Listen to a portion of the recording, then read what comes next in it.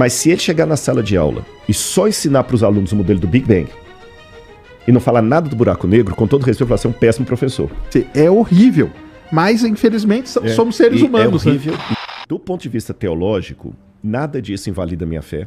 Nada disso é contra o texto bíblico. Eu só tenho uma questão e duas perguntas, além de tudo que o Sérgio testemunhou da experiência intelectual dele. A minha questão é, a ciência não responde tudo. Há limitações nela. Nem tudo passa pelo crivo do método científico. Como ele falou de maneira muito honesta aqui, há muito mais... Ele não falou essa frase, mas eu quase a subentendi. Há muito mais perguntas do que respostas. Exato. Há muitas coisas que a gente não sabe. Muita coisa que a gente não sabe. E aí, eu só tenho duas perguntas que me levam a crer nesse primeiro momento. Por que existe algo ao invés de nada? Isso é uma questão muito válida. E por que há música ao invés de ruído? Se eu tirar Deus dessa equação, estou colocando equação entre aspas aqui, apenas como figura de linguagem. Se eu tirar Deus dessa equação, é muito complicado, mesmo pela análise observacional que eu tenho. Porque ex nihilo nihil fit, do nada nada se produz. Eu só posso dispensar Deus desse cenário se eu trabalhar com dois modelos que, para mim, Rodrigo, eles não fazem muito sentido. Ou do universo eterno, onde o próprio universo seria Deus. Só que, filosoficamente falando, aí eu vou me afastar da ciência e vou entrar na filosofia, que é a minha área. Tá bom. Se o universo é eterno para trás, esse momento nunca chegaria. Ele nunca chegaria. Se ele é eterno, ele está se expandindo para onde? Você está entendendo? Se ele é eterno, ele está se expandindo para onde? Não tem para onde expandir. Ele já teria chegado lá. Sim, ele é eterno, então ele é. Ele é. Né? Você está entendendo? E como nada desses modelos gozam de... Eu acho assim, mesmo o multiverso, a menos que o Sérgio me surpreenda com alguma evidência que eu não conheço, mas tô falando que não é provocando, não é porque eu não conheço mesmo. Multiverso, para mim, tá mais para Marvel do que para a ciência. Você tá entendendo? Então, assim, tem que ter uma causa primeiro. Eu vou ser bem aristotélico aqui. Eu não tô falando ainda que essa causa primeira é o Deus de Israel, que é o Deus da Bíblia. Eu estou falando apenas que é uma causa primeira. Ainda não estou legislando se ela é inteligente, se ela é pessoal. Uma causa primeira. E essa causa primeira não pode ser o próprio universo, porque o universo não pode se formar do nada. Tem que ter algo que formou o universo. E esse algo tem que ser antes, além da matéria, do tempo e tudo mais. Eu ia falar, o exército, o universo não pode ser a causa primeira. Mas Deus, na tua fé, é a causa primeira, né? Por que ele é a causa primeira? Obrigadão, viu? Por que Deus é a causa primeira? Eu vou trabalhar com o modelo do Big Bang até que me deem mais outros. Tá bom. Tá bom? O Marcos não vai ficar chateado comigo, nós já falei isso com ele. Leigamente, eu trabalho com o modelo do Big Bang até que eu tenha outro melhor. E o Sérgio está liberado para me corrigir se eu falar alguma bobagem aqui. Não, mas ele é o melhor, o que a gente tem até agora, ele é o melhor mesmo, que explica...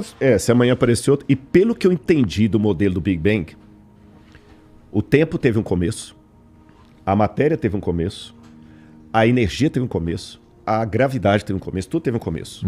Então essa causa primeira, para ser, no sentido aristotélico, a causa primeira do universo, ela tem que ser anterior a ele. E por ser anterior a ele, ela não pode ser restrita às dimensões temporais, gravitacionais, espaciais, senão ela não pode ser causa primeira.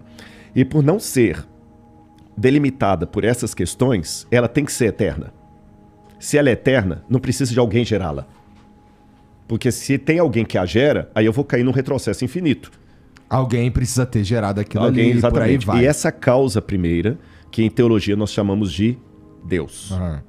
E as minhas duas observações que eu faço só no mundo acadêmico são as seguintes. Letra A. Por que a academia pode aceitar vários tipos de acadêmicos discutindo academicamente a hipótese do buraco negro, do Big Bang, do outro? Design inteligente é anticiência.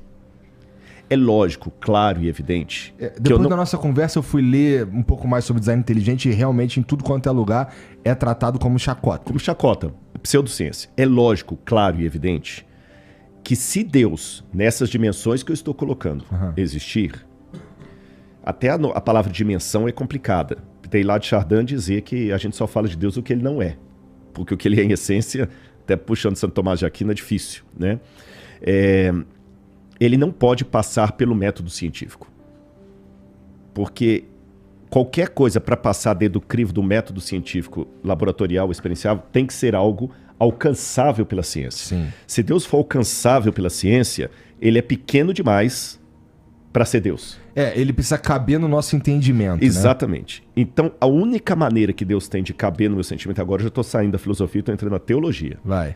Só tem uma maneira de Deus caber no meu sentimento, no meu entendimento, se ele se diminuir propositadamente. Aí Lutero dizia que os homens usam máscara para se esconder. Deus, ao contrário, usa máscaras para se revelar. E a teologia faz a diferença entre o Deus absconditus e o Deus revelatus. O Deus absconditus é esse Deus que... O meu doutorado em teologia, mas não é doutorado em Deus. Eu vou ficar a vida toda e não vou conseguir falar com ele nada. O Deus revelatus foi aquele que se diminuiu para entrar na minha dimensão e se tornar compreensível por mim, só que com um risco. Aí eu conto uma parábolazinha para você. Tinha um camarada que tinha um aquário cheio de peixes do mar. Ele tirava o sal da água, colocava o sal, cuidava direitinho, mas os peixes fugiam dele. Eu falei, pô, caramba, eu gasto um dinheirão com esses peixes, eles caem fora. O que ele falou assim, eles têm medo de você porque você parece Deus. Tá, e o que eu faço então para eles saberem quanto eu me preocupo com eles? Só tem um jeito. Vira peixe. Vira peixe. Só que o dia que você virar peixe também, eles podem te rejeitar, porque você está muito parecido com eles. Então, Deus se diminuiu. A Bíblia é Deus falando com sotaque humano. Mas Deus em si mesmo, ele é incompreensível. Você está entendendo? Então, eu, Rodrigo, crente, falo do Deus revelado, da figura revelada de Deus. Porque o Deus absconditus, eu só posso dizer, ele existe, ponto. E até a palavra ele existe, ela também não procede, porque existere, em latim, é algo que foi tirado de algo. Então seria mais correto falar Deus é. Eu não aceito dizer que ele é o universo, por isso que eu não vou no Deus de Baruch Spinoza, porque eu caio no panteísmo. Uhum. E o panteísmo é complicado, porque... vou lembrar um filósofo aqui que fala que é o sentido de um sistema delimitado, fechado, embora o universo é fechado, eu sei que tem essa discussão, tem que estar fora desse sistema. Por exemplo, um livro de física. O sentido do livro de física não está no livro de física, está no que acontece fora do livro de física. Todo o sentido de algo delimitado tem que estar fora dele. Isso vale para 100% do que você conhece. Se o universo tem sentido, esse significado tem que estar fora dele. Para estar fora do universo, eu só tenho duas explicações. Ou existe algo acima do universo, ou o universo não tem sentido. Agora, esse algo acima do universo, que na minha opinião existe, ele não pode ser delimitado por tempo, espaço, etc.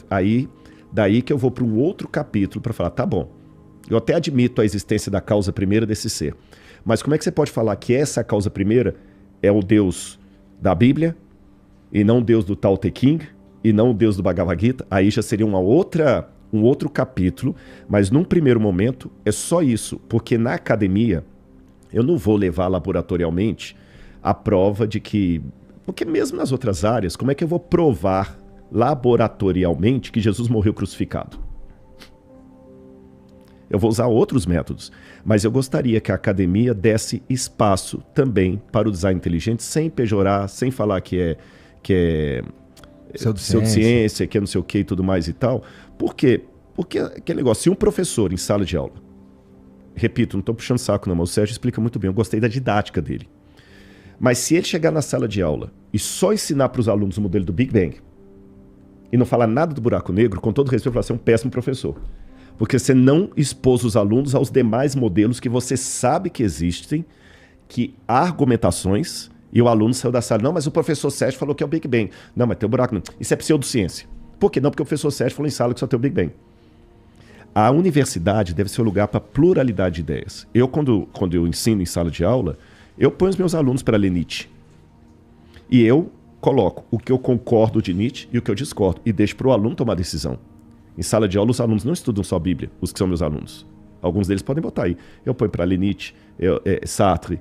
Eu me posiciono diante de Nietzsche e diante de Sartre. Você está entendendo? Mas eu não fecho só em Bíblia. Agora, se eu tenho essa pluralidade, as escolas adventistas ensinam o modelo criacionista, design inteligente e evolucionista. Tanto é que ela aprova para o vestibular. E o aluno não vai para o vestibular respondendo Bíblia. Verdade. Só isso que eu queria. Que na academia, o pessoal do design inteligente, que são acadêmicos com mestrado e doutorado, fossem respeitados e ouvidos. Pronto. Assim como se tivesse um cara defendendo o modelo do buraco negro aqui, o Sérgio. Pô, beleza, faz sentido, mas eu não concordo. Só isso. Uhum. E do lado dos crentes, para não ficar parecendo que a gente está jogando pedra só do outro lado, que também não houvesse aquela queima na fogueira. Você está entendendo? Que todo ateu é perigoso, é vagabundo, não sei o quê, e tudo e tal. Eu acho isso muito, muito complicado, sabe? Julgar as pessoas pela crença ou pela descrença delas.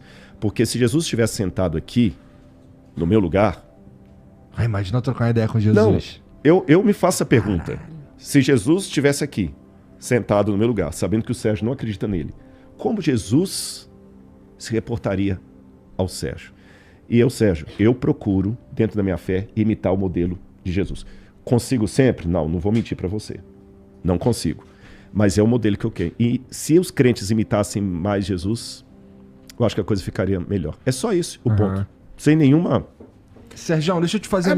Aí nessa linha aí dele, talvez salte... É porque assim, a gente tem o que o pessoal chama, né? E a gente tá de pseudociência, né?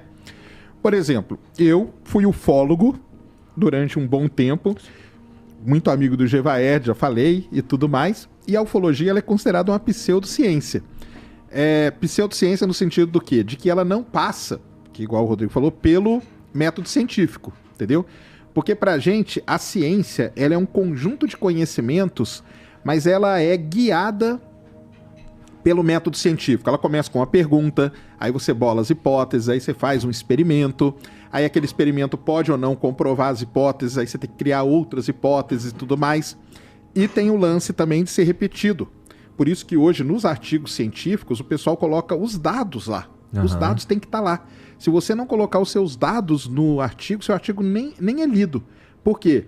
Porque eles vão pegar aqueles dados, vão dar para 5, 6 pessoas diferentes espalhadas pelo mundo para tentar reproduzir aquilo que você fez. Se tem reprodutividade, aí você está ali dentro daquele escopo. O design inteligente, ele entra nesse lance aí dele não se encaixar no método científico e por isso ele entra como pseudociência e tudo mais. Concordo com você dos dois lados, né? Tem esse lance de atacam muito as pessoas, tem um ataque muito pessoal e não nas ideias. Isso aí acaba com qualquer discussão, entendeu? Isso aí eu concordo plenamente, torna cara. o diálogo inviável. Inviável, cara, inviável, entendeu? Então, assim... Mas eu acho que o Mackenzie tem a parte de design inteligente, se não me engano, né? Mas o Mackenzie é confessional.